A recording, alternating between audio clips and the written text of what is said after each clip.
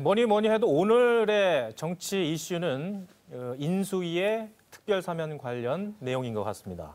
바로 정치 현안 진단을 해보도록 하겠습니다. 이 자리에 네 분 전문가들 모셨습니다. 우선 김경진 변호사님, 안녕하세요. 안녕하십니까. 그리고 박상병 정치평론가님, 그리고 정태현 변호사님, 그리고 이기주 평론가님 나오셨습니다. 안녕하십니까. 예, 변호사 두 분 나오셨고 정치평론가 두 분 나오셨습니다.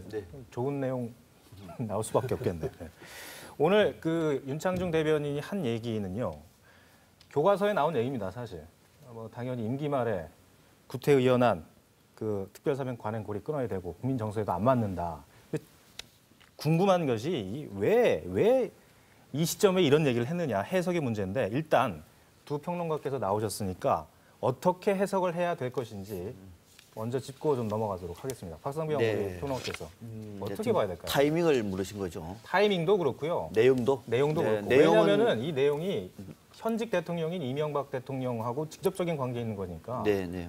한번 두루두루 한번 좀 해석을 좀 해주시죠. 박근혜 당선인 입장에서는 좀 부담스러운 대목이긴 하죠. 네. 왜냐하면 삼인권은 대통령의 고유 권한이기 때문에. 네. 그러나 새 정부를 출범하는 마당에 국민의 여론을 의식하지 않을 수가 없는 거죠. 네.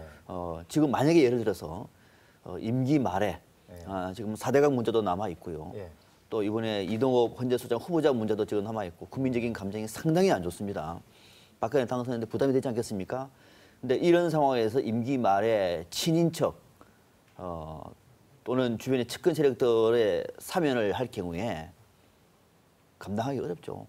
정말로 감당하기 어려운 거죠. 그런 국민의 여론을 본 것이고 지금 마침 이명박 대통령도 설 특사를 하려고 하는 그런 어떤 분위기가 지금 이제 구체화되다 보니까 더 이상 가버리면 안 되니까 세기를 박은 걸로 봅니다.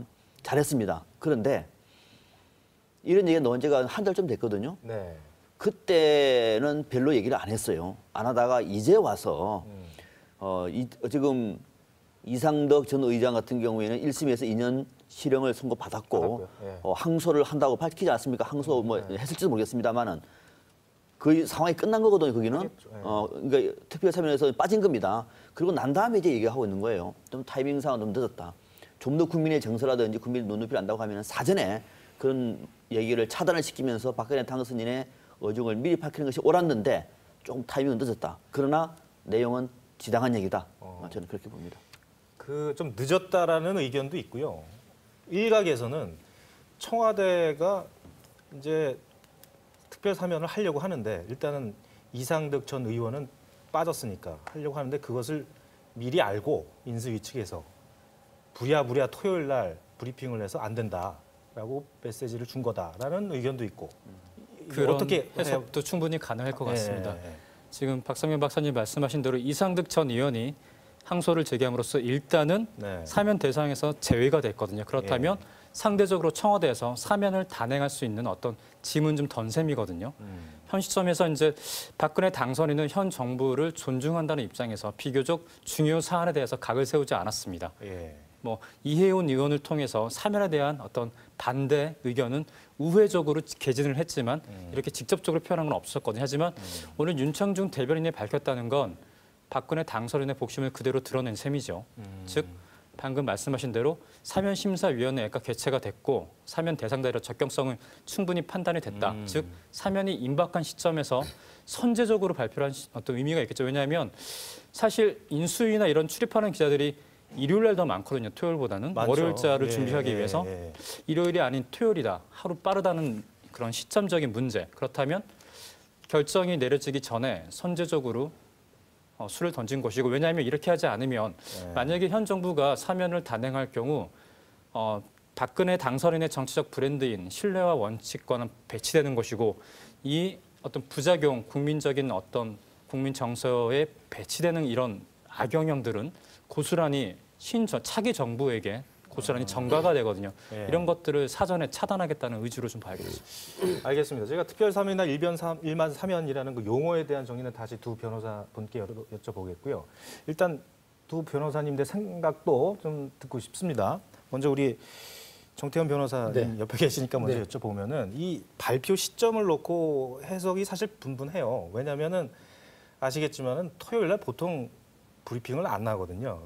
대언론을 참작을 해서 보통 그렇게 하는데 오늘 토요일 날 갑작스럽게 했단 말이죠. 네. 이것이 그러니까 그 어떤 언론의 언론에 발표됨으로써 표명하는 갈등을 최소화하려는 것이냐, 아니면은 그만큼 급박했냐, 두 가지 얘기인데 예. 우리 정 변호사께서는 뭐 어떻게 보셨어요? 글쎄요, 정치적인 평가는 뭐 두 분 평론가 분들이 정확하게 해주셨고요. 예. 저희도 법률적인 면으로 볼 때는 네네. 저는 그렇게 봅니다. 이 특별 사면이라는 것은 헌법에 정해져 있는 대통령의 권한인데 그렇죠. 국회의 동의가 필요 없습니다. 그래서 대통령이 마음만 먹으면 할 수 있는 것이거든요. 그렇죠. 특히 임기 말이 되면 자기가 그 특별 사면을 할 수가 있는데 정권에밖에 못 하지 않습니까? 그렇기 때문에 임기 말이 되면 더 특별 사면의 유혹이 강해질 수밖에 없고 아마 그런 뜻에서 아마 지금도 특별 사면을 진행하고 있는 것이 아닌가 싶고 그래서 아마 이런 식의 발표되지 않았나 그런 추측을 해봅니다. 예. 김경진 변호사님. 예. 아까 얘기가 나왔습니다만 법무부 사면심사위가 개최가 됐다고 하거든요. 예. 그렇다면은 일종의 그 사면을 준비하고 있다라고 실무적인 절차는 저는 예, 되고 이미 있는 부분이고 예, 이루어져. 물론 이제 결단은 대통령이 하는 겁니다만. 예. 근데 여기서 나오는 얘기들이 이상득 전 의원이 이제 항소를 해서 사실상 저희들이 보기에는 뭐 표현이 어쩔지 모르겠습니다. 걸림돌 하나가 이제 없어졌다라고 예. 보는 것인데 예. 이 대통령의 어떤 사면 감행 움직임을 예. 변호사님께서는 어떻게 보고 계세요? 그러니까 지금 인수위에서 대변인을 통해서 브라브라 이렇게 발표를 한 것이 예. 두 가지 가능성인 것 같아요. 첫째는 지난번에 이제 25일 크리스마스 특별 사면이 있을 것이다라는 얘기가 상당히 있었지 않습니까? 네네. 근데 그때도 상당히 많은 이제 반대의 목소리가 의외로 높아서 예. 그때 크리스마스 특사는 없었단 말입니다. 예.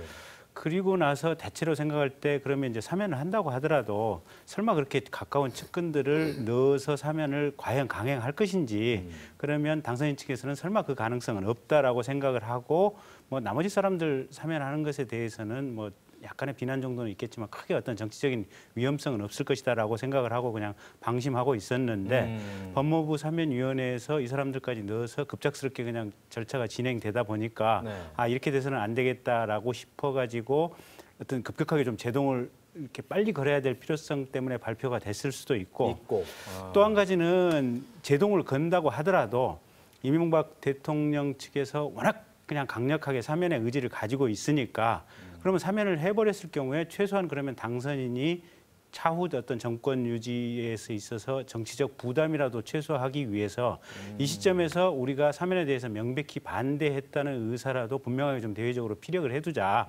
아마 그랬을 이 두 가지 가능성을 두고 있는데 두 가지 중에 어떤 걸까요? 모르겠습니다. 좁혀졌거든요, 사실. 예, 두 제가 가지로 좀 좁혀졌- 보았습니다. 예, 앞서 제가 맨 처음에 타이밍이 늦었다라고 말씀을 예. 드렸습니다. 늦었다. 이 늦었다라고 하는 것이 뭐냐면 이런 겁니다. 이미 국민들은 앞서 한 달 전부터 이상덕 전 국회 부의장을 비롯해가지고 상당 부분 일반 경제적으로 좀 어려워서 생계형 그 인사들에 대해서 사면하는 것은 누가 반대하겠습니까? 새로운 정부가 열린다고 하면 저는 오히려 옳다고 봅니다. 그런 것들은 국민 대통합을 지향하고 저는 옳다고 보고 다만 이제 친인척, 측근 비리 사실 죄질이 나쁘지 않습니까? 나쁘죠. 아주 나쁜 거거든요. 이런 상황에서 임기 말에 대통령 쪽에서 사면을 한다라는 말이 흘러나오지 않았습니까? 네. 그때 박근혜 당선인 쪽에서 먼저 얘기를 했어야 되는 거죠. 왜 그러냐면은 박근혜 당선인이 선거운동할 때 대통령 사면권 제한을 얘기를 했습니다. 했습니다. 예. 여야가 공이 정치 쇄신의 중요한 덕목이었습니다. 제한을 심지어 그런 얘기를 해갖고 그럼에도 불구하고 그렇게 얘기를 했음에도 불구하고 당시에 사면 얘기가 나올 때 얘기를 안 했어요. 그냥 넘어와버렸습니다. 여론만 반대한 거지 아무 얘기 안 했어요. 그러다 한 달이 지난 거거든요. 지금 얘기를 하는 대목은 아마 청와대에서 구체적으로 사면에 대해서 이제는 거의 검토 단계에 왔다. 만약에 이 타이밍을 놓쳐버리면은 만약에 내일 발표가 나버리면 어떡하죠? 그러니까 박근혜 당선인 쪽에서 입장에서 예, 그렇죠. 할 말이 없는 거죠. 그렇게 반대했던 사람이 이명박 대통령이 할 때까지 뭐 했느냐 지금까지 방조한 것 아니냐. 당연 그렇게 나오겠죠. 여기에 대한 부담감이 컸을 것이고 또 하나가 앞서 말씀드린 것처럼 이상덕 전 국회 부의장은 이미 끝났기 때문에 상황이 정리가 됐기 때문에 지금 하더라도 좀 부담이 덜한 거죠. 그렇지 않겠습니까? 근데 거론되는 인사들이요. 보통 보면 이제 최시중 전 방통위원장, 또 천신일 회장 또 뭐 신재민 전 차관 다 측근들이에요. 측근인데 근데 저는 이상득 전 의원이 물론 상징적인 분이긴 상징적인 하지만 인물이죠. 그렇죠. 형님이시기도 하고 네, 그렇죠. 그분 한 명 제외되고 나머지 사면 제외됐다고. 아니요, 당초에 특별사면의 사면 특별사면 포인트가 네. 이상득 전 국회부의장이었어요. 핵심 물론, 포인트가 네, 그렇긴 한데. 포인트가 그러니까 가장 큰 포인트가 이미 정리가 되고 난 다음에 그런 부담은 좀 줄어드는 거죠. 그런 데다가 이번에 이제 청와대 쪽에서 구체적으로 일을 시행하려고 하다 보니까 상당히 좀 다급한 거죠. 그럼 박근혜 당선인이 오히려 이상득 전 의원 그거 뺐다고 되는 거 아니다. 다른 사람들도 용납이 안 된다라는 어떤 메시지 전달이라고 볼 여지는 없습니까? 그러니까 그런 뜻인 거죠. 그러니까 네. 한 분은 확실하게 이제 결정이 됐으니까 네. 그분 같은 경우에는 만약에 이제 이상득 전 국회부의장이 만약에 항소를 포기했다라고 말하면은 답은 나와 있는 거죠. 특별사면 하는구나 이렇게 봤을 텐데 이미 정리가 됐기 때문에 그 전에 만약에 박근혜 당선 쪽에서 사실 얘기를 해가지고 전체적인 분위기를 박근혜 당선인 중심적으로 풀어 가야 되는데 그렇게 하지를 못한 거죠. 못하다 보니까는 제일 중요한 대목이 정리가 되고 나니까 지금 발표하는 거는 부담이 덜해지는 거죠. 그런 대목에서는 타이밍이 상당히 늦은 것이다. 좀 원칙에는 좀 상처가 되어 보고 있는 거죠. 이 얘기 저희들이 시간도 많고요 오늘 용어 정리 좀 한번 정확하게 좀 하고 넘어갔으면 좋겠어요. 일단 우리 가뜩이나 지금 변호사 두 분께서 나오셔서 일단 우리 정태현 변호사께 먼저 여쭤보겠습니다. 예. 특별 사면이라는 것이 예. 일단 뭡니까? 예. 특별 사면은 이제 우선 그 사면이라는 자체가 헌법 79조에 있는데 대통령은 법률이 정하는 바에 의하여 사면, 감형 또는 복권을 명할 수 있다 이렇게 되어 있고요. 네. 그에 따라서 만약 사면법이 있습니다. 사면법에 보면 특별 사면의 경우에는 형의 집행이 면제된다. 다만 특별한 사정이 있을 때에는 이후 형 선고 효력을 상실하게 할 수 있다. 이래서 형 집행을 면제하는 것이 특별 사면입니다. 네. 거기에 비해서 일반 사면은 형 선고 효력이 상실되며 형을 선고받지 않을 때는 공소권이 상실된다. 그래서 소위 아까 말씀하신 생계형 범죄에 관해서 일반적으로 처벌 안 해주는 경우, 예를 들어 교통사고라든지 그런 경우에 이제 면제해 주는 것이 이제 일반 사면에 해당되고요. 특별히 누구를 골라서 그 사람에 대해서 형 집행을 면제해 주는 것이 특별 사면입니다. 보통 저희들이 김경진 변호사님 예. 일반 사면 같은 경우에는 조금 잡음이 좀 덜했나요? 역대 왜냐하면 보면 국회의 동의를 얻어서 하는 거니까요. 네. 가령 도로교통법 위반 사범에 대해서 일반 사면을 한다 이러면 네. 지금까지 도로교통법 위반을 했던 모든 사람에 대해서 전 국민에 대해서 그냥 일괄적으로 사면을 하는 겁니다. 근데 그거는 국회의 어떤 동의를 얻어서 대통령이 하는 행사를 하는 거니까 일반 사실은 사면은. 정치권 전체가 합의를 통해서 하는 것이니까 대통령 혼자 독단적으로 권한을 행사하는 것은 아니죠. 네. 그렇기 때문에 다채로 어떤 생계형 범죄라든지 또 국민 모두가 납득할 수 있는 사안에 대해서 일반 사면을 하게 되고 또 절차적으로도 큰 잡음이 그러니까 없습니다. 일반 사면은 이런 거죠. 그러니까 트럭 모시는 분인데 그게 생계인데 예. 음주운전 걸려가지고 예. 그게 막히니까 예. 이런 분들한테는 좀 선처를 해주자. 그러니까 예. 동의가 되는 부분이 있는 거고. 예. 근데 특별 사면 같은 경우에는 한 사람 한 사람 개개인 그거는 대통령이 그냥 혼자서 결정할 수 있는 예, 거죠. 독자적으로 그냥 결정할 수 있는 거고요. 예. 사면과 관련된 좀 예. 수치를 말씀해 드리면 예. 대한민국 대통령이 한 평균 8번의 사면을 단행했습니다. 예. 그리고 가장 많이 단행하신 분이 전두환 전 대통령, 그리고 4번, 김대중 전 대통령은 4번 단행했습니다. 가장 적게 단행했고 해외 사례를 좀 보면 네. 독일이 전후 4번 단행했습니다. 전후 4번. 그리고 프랑스의 경우는 10여 차례가 있었는데 프랑스의 경우 재밌는 것이 특정 범죄군에 대해서는 원칙적으로 사면을 불허하고 있습니다. 그리고 캐나다의 경우 국가원수가 뭐 대법관이나 이런 분들한테 자문을 구해서 조언을 통해서 조율을 통해서 이렇게 하게 돼 있거든요. 네. 그런 것들을 볼 때 차제에 뭐 어떤 대통령 사면 권한에 대한 어떤 정비도 필요할 것이고 사실 이명박 대통령도 대선 후보 시절에 공약집을 보면 대통령 사면권 남용에 대한 오남용에 대한 시스템을 정비하겠다고 지적했어요. 분명히 예. 공언을 했었지. 예. 하지만 뭐 임기 후반에 되면 또 입장이 좀 달라지는 것 같아요. 뭐 그렇게 있고 차제에 이런 시스템적인 정비도 필요할 것 같습니다. 이게 특별 사면을요. 이게 네. 뭐 대통령 권한으로 정해져 있다 그래서 그냥 마구 하면 안 되는 겁니다. 왜 그런가 하면 특별 사면의 제일 큰 문제점이 무엇인가 하면 사법권을 무력화하고요. 법치주의를 심각하게 훼손합니다. 그러니까 열심히 경찰 수사하고 검찰하고 재판 1심, 2심 다 거쳐서 형을 집행할 단계에 이르렀는데 대통령이 저 사람 집행하지 마. 그럼 끝이 나는 거거든요. 네. 그래서 이거는 극히 예외적으로 해야 되는 것이고 외국의 경우에도 구체적으로 특별 사면할 때 이러이러한다 구체적인 규정들은 없지만 실질적으로 그 남용되는 사례가 적은 것입니다. 근데 우리 경우에는 지금 말씀 나오는 것처럼 뭐 자기 측근의 비리에 관해서 한다든지 그렇죠. 부패 범죄에 대해서 한다든지 이런 문제가 나오기 때문에 문제가 되고 있는 겁니다. 특별사면은 엄격히 제한을 해야 됩니다. 안 그러면 힘 있는 자들은 가서 아무리 재판받고 해도 다 풀려나고 힘이 없는 사람들은 가서 징역을 살아야 돼요. 이거는 형평이 안 맞지 않습니까? 그래서 이건 철저히 제한해야 되는 것이고 정치적으로 타협해서 누구를 이름을 넣자 빼자 이렇게 해서 될 일도 아닌 것입니다. 이거는. 우리나라가 이 특별 사면과 관련해서는 상당히 좀 남발을 한 측면이 있다라고 예. 볼 수가 있는 거죠. 예. 이런 문제점들이 근데 오늘 모르겠습니다. 박근혜 당선인이 직접 얘기한 건 아니고 윤창중 대변인을 통해서 이제 언급을 했습니다만 이왕 말이 나왔으니까 우리나라의 어떤 이 특별 사면 관행이랄까요? 이런 문제점들이 얼마나 폐해가 있는 건지 예. 조금 더 얘기를 좀 진행을 해봤으면 좋겠어요. 제일 그러니까 대표적인 사례가 그 우리 삼성 이건희 회장께서 네. 사실은 그게 이제 참여연대에서 검찰에 고소를 하고 10년 만인가 결국은 이제 기소가 됐었거든요. 네. 기소가 돼서 이제 재판 한 2, 3년 걸려서 재판이 있었고 형이 확정되고 2달 만인가 바로 이명박 대통령이 사면을 해버렸거든요. 이제 사면을 하면서 명분이 뭐냐면 평창 동계올림픽 유치 활동에 큰 공헌을 기여를 할 것으로 예상이 되기 때문에 사면을 한다 뭐 이런 거였는데 사실 이게 참 국민들 입장에서는 이게 힘 있고 돈 있으면은 그냥 이렇게 그렇죠. 예 정말로 허탈하기 그지 없다라고 느낄 만한 상황들이죠. 또 왜냐하면은 저희들이 정말 법을 어긴 거긴 합니다만은 음주운전이나 단순 폭행을 해서 처벌을 받더라도 그 생활에 미치는 여파는 예. 엄청난데 예. 그 일단 정치인들이나 일단 이제 이 돈 과거 많으신 같은 경우는 분들은- 근데 다만 이제 지금 이명박 대통령이 지금 사면에 대해서 참 우려하는 게 뭐냐면 지금 요 이전까지는 그래도 최소한 체면 치레는 했어요. 네. 그러니까 자기가 자기 측근들 사면을 안 했거든요.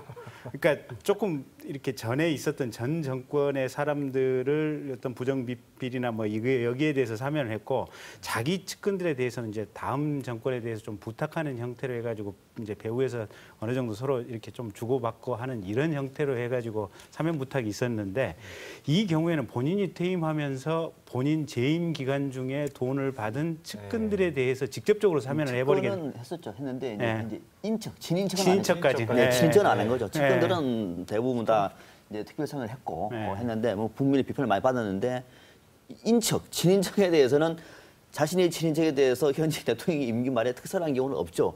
그러니까 이번에도 뭐 그런 이제 뺀 것 같아요. 이제 이상덕 국회의장 빠졌으니까.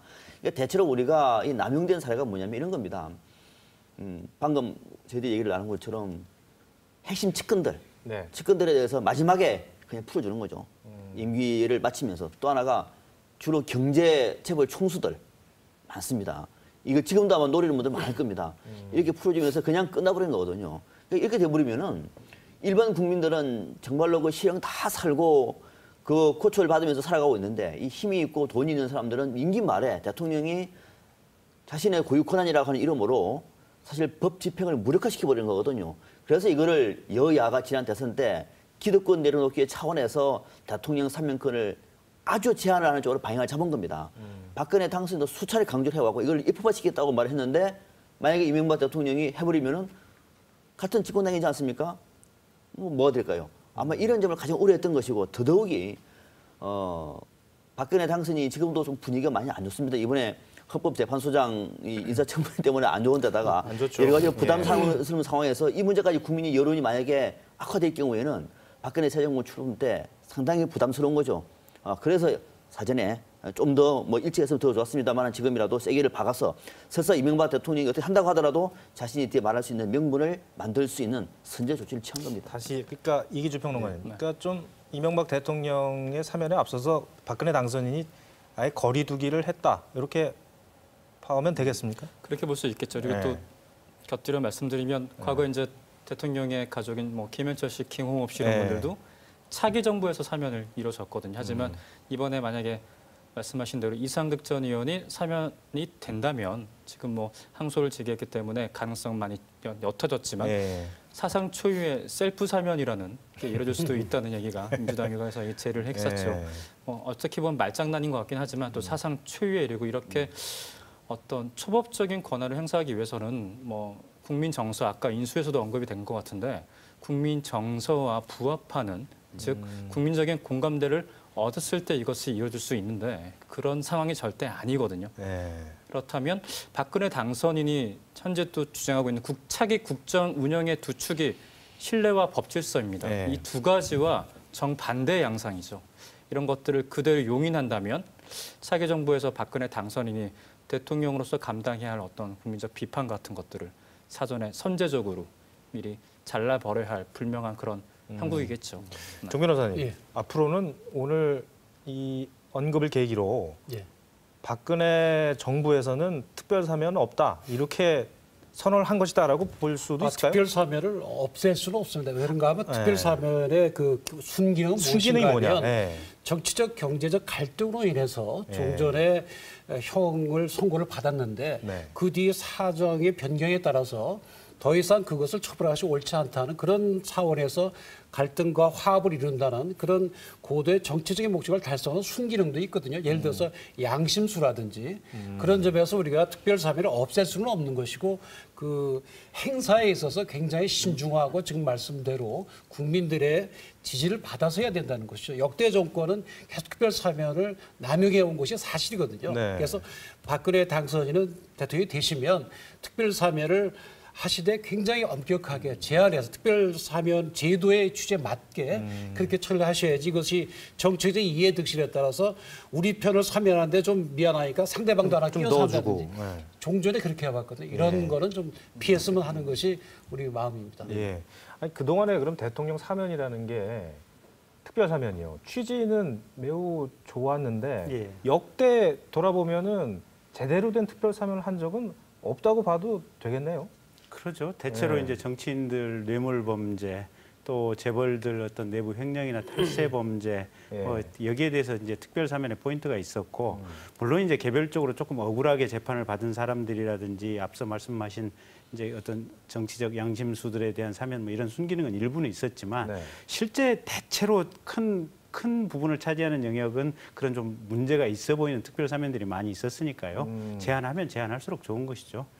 뭐 앞으로의 방향은 당연히 예, 제한- 종전 해온 걸 보면 됩니다. 예. 참고로 신문에 예. 나서 말씀드리면 예. 김영삼 대통령 때는 전두환 노태우 대통령 또 50 인물들에 대해서 특사를 하셨고 김대중 대통령 때는 정태수, 김선홍 회장, 임수경, 서경원 의원, 임종석 전 대비장 이런 분들에 의해서 특사를 하셨고 노무현 대통령 때는 강금환 척신섬유 회장, 안희정씨, 신계른 의원, 최도술 대통령 충무비서관, 박지원 하나갑 전 의원들에 대해서 특사를 하셨고 예. 이명박 대통령은 이건희 정몽고 최태원 회장, 김승현 송길석 SK그룹 회장 이런 분들의 특사를 해왔기 때문에 과연 그동안 해오신 특사들이 과연 이 취지에 맞는 것인지 굉장히 그 의문이 듭니다. 그러니까 거의 이제는 포인트가 제대로 자리를 잡아야 됩니다. 예, 재벌 부패한 재벌 절반, 부패한 정치인 절반 뭐 이렇게 섞여서 그냥 사면했다고 보시면 됩니다. 아, 그러면 말이 난 김에요. 그 이 박근혜 당선인의 국정 철학과 연결을 지어서 오늘 이 사면과 관련된 언급 내용 좀 관련 지어서 좀 또 발전이 되는 방향으로 좀 논의를 좀 해보겠습니다. 이런 사람들, 이런 분들 사면하는 거는 사실 국민 정서에는 맞지 안 않잖아요. 받고 이때마다 국민들의 반발이 했었고 언론에서는 계속 반대하는 기사들이 났죠. 그렇다면 앞으로 박근혜 당선인은 이 부분에 있어서 어떤 행보를 보일 것 같습니까? 그거는 네. 답을 이미 얘기를 한 것 같은데요. 네. 박근혜 당선인은 대통령의 사면권 제한을 이미 공약을 했습니다. 공약 내용이 나와 있습니다. 사면권을 제한한다. 앞으로 이제 구체화시켜야 됩니다. 기준을 만들어서. 거기에다 더 하나 경제 민주화 관련 내용을 공약을 할 때 네. 재벌들에 대해서 법 집행과 이 사면을 비롯해서 전반적인 이 형 집행 체계를 아주 엄격하게 보통 사람들보다도 더 가혹하게 다루겠다고 얘기를 했습니다. 그러면은 답은 나와 있는 거죠. 그러니까 더 엄격하게 다뤄야 되는데 오히려 이분들을 특사를 시켜서 석방을 한다? 이거는 전혀 배치되는 얘기죠. 그렇게 할 가능성은 거의 없다고 봅니다. 그래서 아마 앞으로 박근혜 새 정부에서는 대통령 특별사면 정말 극히 제한될 것이고 그저도 더더욱이 경제사범들, 재벌들의 이 경제사범과 관련되어 있는 좀 재질 나쁜 이런 범죄에 대해서는 거의 제가 볼 때는 특별 사면은 어렵겠다. 아주 조심스럽게 한번 그렇게 예상해 봅니다. 본인이 한 말이기 때문에 그렇습니다. 네. 김 변호사님 앞으로 나하고 일할 그러니까 박근혜 당선 입장에서 앞으로 나하고 일할 사람들은 알아서 조심해라 이런 거로 봐도 되겠습니까? 박근혜 당선인께서 방향 좀 말씀해 주세요. 예. 당연한 전제고요. 예. 이제 이 특별 사면 관련해 가지고는 일단 이제 인수위원회나 또 이제 차기에 취임하는 법무부 장관께서 아마 이제 기준 이 제안에 관한 어떤 기준이라든지 프로토콜을 만드셔야 될 거예요. 근데 이제 제일 중요한 포인트가 어떠한 특정 범죄, 뇌물 범죄라든지 뭐 이런 범죄에 대해서는 사면 안 하겠다. 예. 또 사면을 대통령의 사면을 절차적으로 이러이러한 복잡한 과정을 거쳐서 온 국민이 납득할 수 있는 경우에만 사면을 하겠다. 예. 이 두 가지 포인트에 맞춰서 제도 개선을 이루는 게 중요할 것 같습니다. 알겠습니다. 이 특별 사면과 관련해서 또 하나 이제 과거 얘기긴 합니다만은 우리 이동욱 후보자 있지 않습니까? 네. 이동욱 후보자 같은 경우에는 우리 정 변호사님 네. 어떻게 보고 계세요? 글쎄 그분의 경우에 사면과 관계 있는 것은 아니지만 다만 이제 예. 청문회 과정에서 이제 주제를 좀 도덕적 넘기자면. 풍성이 예. 이제 문제가 되고 있는데 사실 그 지금 우리 청문회 실시하는 것이 너무 이 이벤트 위주로 되고 있습니다. 네. 예를 들어서 미국 같은 사례를 보면 대통령이 어떤 특별한 사람을 임명하려면 미리 의회 지도자들이든지 각 그 협회 그 지도자를 만나거든요. 사전 협의를 충분히 하고 그 다음에 이제 그 상원에 네. 그 임명에 대한 청문회 요청을 하거든요. 그러면 상임위원회에서 예비조사도 하고 또 서면 질의도 합니다. 당사자하고 네. 그다음에 행정부 자료도 보고 그다음에 청문회를 거쳐서 하기 때문에 충분히 그 심리가 됩니다. 근데 지금 이동욱 그 후보자의 경우에는 단 이틀 동안에 청문회를 거쳐서 청문회에서 얻을 수 있는 게 별로 없습니다. 의혹으로 시작해서 결국 의혹으로 끝나는 거죠. 그래서 이렇게 부실한 청문회로는 정말 그 후보자가 제대로 된 사람인지에 관한 검증이 굉장히 어렵습니다.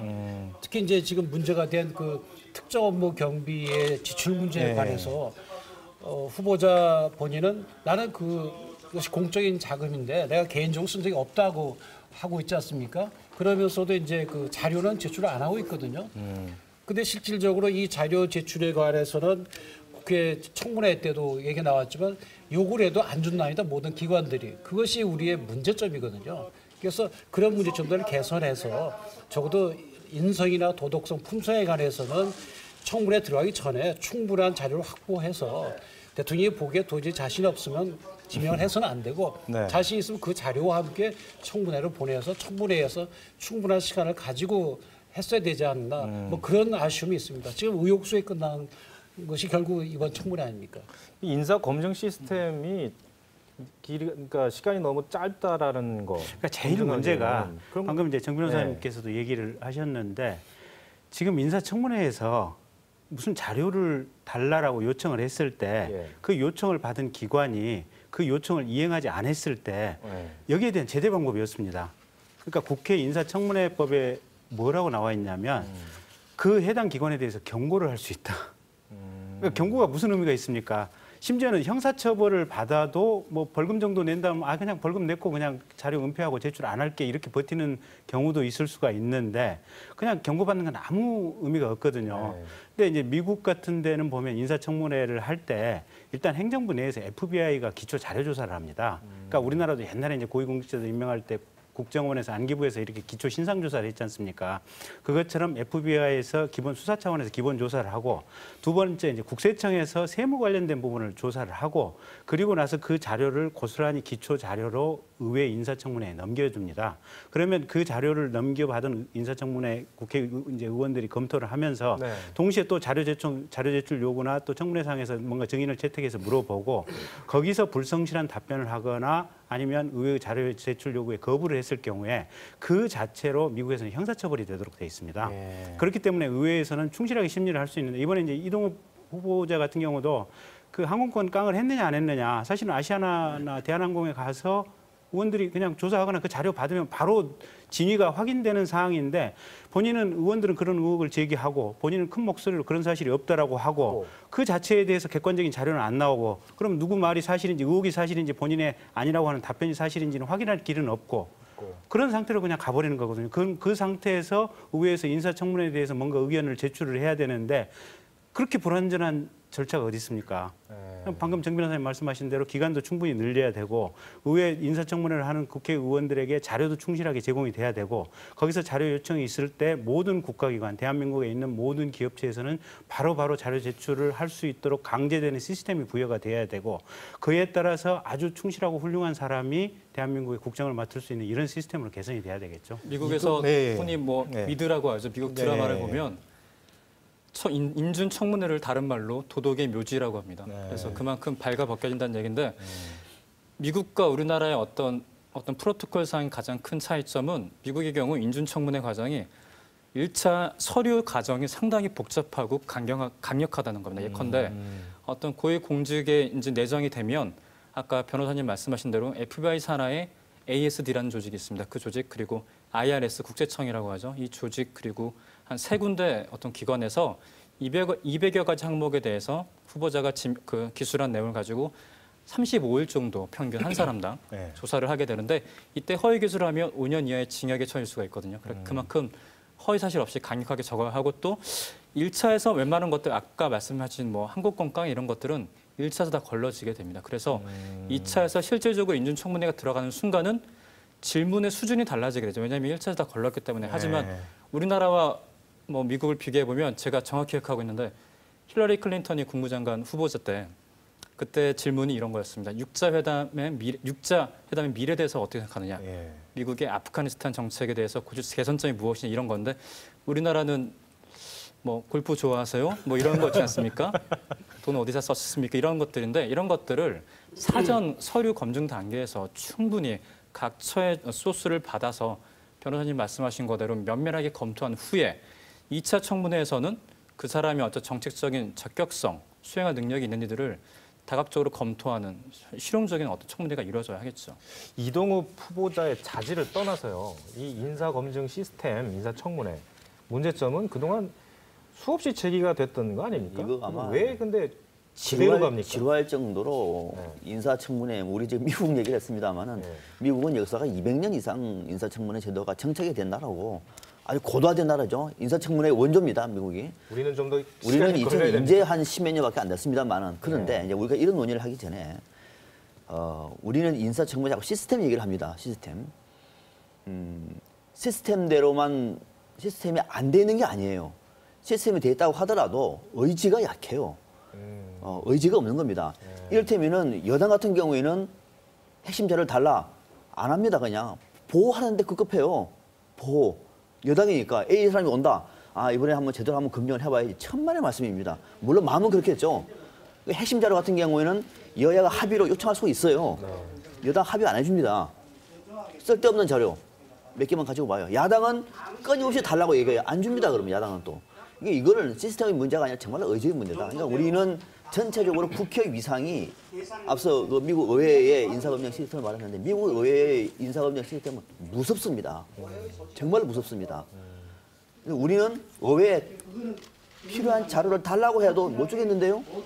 이게 끝이에요. 지난번에 봐봤잖아요. 국정감사할 때 청문회 대상으로 검증으로 청문회에 세우려고 하더라도 다 해외 가버립니다. 다. 그때 해외 일들이 많아요. 아무 좋지 못해. 이런 국회를 놓고 지금 우리가 인사청문회 그 시스템을 얘기하고 그런 거예요. 전체적으로 국회 위상이 너무 떨어질 것이고 또 하나는 정말 중요한 문제가 당사자가 이 자리에 와가지고 거짓말을 해도 거짓말을 합니다. 미국 같은 경우에는 거짓말하면 앞서 얘기하죠. 형사처벌됩니다. 의회 모독죄가 됩니다. 우리는 녹음이나 하는 엄격하게 얘기 적용을 한다 이런 그렇죠. 말씀이시죠? 기억이 안 난다 그러면 할 말 없는 거예요. 모르겠는데요? 기억이 안 나는데요? 그런 적 없는데요? 자료 제출하세요. 자료 없는데요? 이런 식으로 인사청문회를 하는 거죠. 이틀 동안에. 이렇게 가지고 여기서 국회의 문제가 아니라 이런 방식 가지고는 우리는 인사청문회 정착이 안 된다. 그래서 이번 기회에 글쎄요. 이번 기회가 될지 모르겠습니다만은 우리 국회 쇄신의 중요한 등 하나가 인사청문회 강화해야 됩니다. 그러니까 앞서 말씀하신 것처럼 관련된 자료는 여야 합의가 아니라 청문회 위원들이 누구나 요청하면 반드시 올 수 있는 반드시 요구를 할 수 있는 이런 방식으로 해야 제대로 된 그리고 또 이틀 동안 하는 거는 이거 안 돼요. 이틀 동안 어떻게 합니까? 그리고 또 이 풀도 국회의원하고 보좌관 몇 명 앉아가지고 이것도 못합니다. 의회 차원에서 이게 대한민국 국회 차원에서 인사검증을 할 수 있는 시스템을 빨리 만들어야 돼요. 그건 국회 안에서는 필요한 겁니다. 왜냐하면 국회가 너무 약하니까. 그 작은 국회 인력하고 행정부하고 비교가 안 되는 거죠. 알겠습니다. 그 김경진 변호사께서요. 약간 이제 인사검증 시스템 부분도 좀 말씀을 해주시고 네. 아울러서 김용준 총리 예. 이제 지명자에 대한 네. 인사청문회도 있지 않습니까? 예. 전망도 한번 같이 좀 부탁드릴게요. 그러니까 지금 인사청문회 지금 이제 그 태도나 어떤 자세에 대해서 네. 이제 박 박사님 말씀을 하셨는데 네. 이게 정말 여당에서 당선인이 추천을 했고 여당에서 추천을 했으면 그 사람은 반드시 지켜야 된다 이렇게 생각할 필요는 앞으로 없는 것 같아요. 네. 그러니까 국회라고 하는 차원에서 예. 이 인물이 대한민국 발전에 적합한 것인지 이 차원에서 검증을 한다. 그리고 우리가 이 사람을 추천한 것은 그 가능성이 있는 사람 중에 하나로서 일단 내세워 본다. 이 정도 편하게 생각을 하시고 인사청문회를 담백하게 이렇게 대하면 우리나라 국가 전체적으로 조금 시스템이라니까 여러 가지 좀 발전할 요소가 있는 것 같고 또 한 가지가 이제 검찰 부분인데 네. 지난번에 국회 청문회에 이렇게 재벌 2세들 해외에 나가고 그냥 청문회 불출석해 버렸지 않습니까?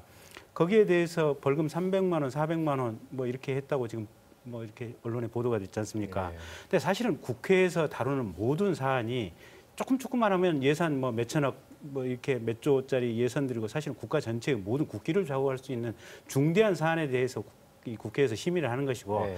다만 밖에서 볼 때 국회의 심의 절차가 조금 비효율적이고 낭비적 요소가 있어 보이는 것에 불과한데 다루는 요소들은 굉장히 중요한 요소들이거든요. 근데 그 청문회에 안 나가는 것에 대해서 검찰이 벌을 주는데 벌금 2, 300으로 끝냈다. 이거는 검찰이 의도적으로 지금 국회라고 하는 대한민국의 어떤 한 권력의 한 축을 무시하거나 이 시스템 자체를 부정하려고 하는 이런 어떤 업무 처리 집행이거든요. 네. 그래서 그 관행도 좀 바뀌어야겠다. 이제 이런 생각이 들고 김용준 지금 김용준 이제 총리 후보자 같은 후보자죠. 경우는 네. 후보자 같은 경우는 대체로 보면 이제 법치, 그러니까 본인이 뭐 대법관 하셨고 또 헌법재판소장 오랫동안 역임을 하셨고 이래서 법치라든지 또 뭐 최연소 사법고시 합격했지 않습니까? 네. 그런 거 비춰보면 본인 이제 두뇌도 굉장히 명석하시고 이래서 뭐 여러 가지 하자는 없어 보여요. 근데 다만 나오는 얘기가 지금 자녀들 병역 문제하고 이제 재산 문제인데 재산 취득도 74년, 75년도에 뭐 안성에 있는 땅을 샀다, 강남에 있는 땅을 샀다 이러는데 그때는 사실상 안성이든 강남이든 뭐 부동산에 대한 가격 자체가 큰 문제가 될 시점이 아니기 때문에 아마 특별한 문제는 없을 것으로 보입니다. 김경진 변호사님. 그거는 좀 예. 김경진 변호사님은 무난할 것이다라고 말씀하셨고 예. 이제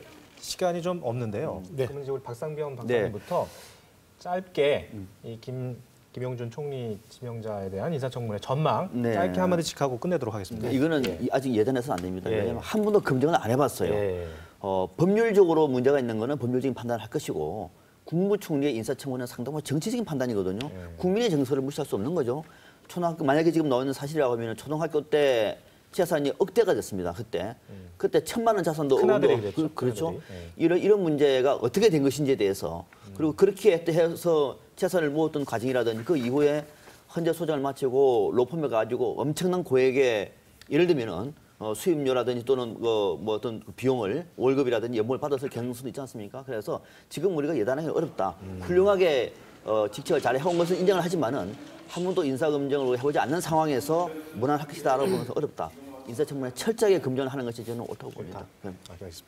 정태현 변호사님 어떻게 보세요? 예, 우선 지금 김용준 국무총리 후보께 이제 청문회는 헌법재판소장에 대한 청문회와 조금 다르다고 보입니다. 미국의 경우에도 대통령이 임명하는 행정부 고위공직자의 경우에는 200년 동안에 거부된 것이 불과 10여 차례에 불과합니다. 한편 그 사법부의 대법관이 이런 분들에 대해서는 약 20% 이상이 이제 부결되는 경우가 있습니다. 네. 그래서 요구되는 적성이 다른 것이죠. 그래서 이번에 김용준 총리 후보님께 대해서는 물론 도덕성이나 윤리성도 중요하지만 그것보다는 이번 대선으로 분열된 우리 국민들을 통합하고 화합할 수 있는 그런 능력이 있으신지 그 점을 좀 집중적으로 보았으면 하고요. 특히 아까 김 변호사님 말씀하신 대로 국회의원들이 자기 소속 정당의 당론에 따라서 이 대결 구도로 가지 말고 정파적 이익을 떠나서 정말 국민들의 입장으로 볼 때 이분 정도면 총리로서 우리 국민을 잘 이끌어 나갈 수 있을까 그 점을 이제 기준으로 해서 판단을 해야 될 것으로 보입니다.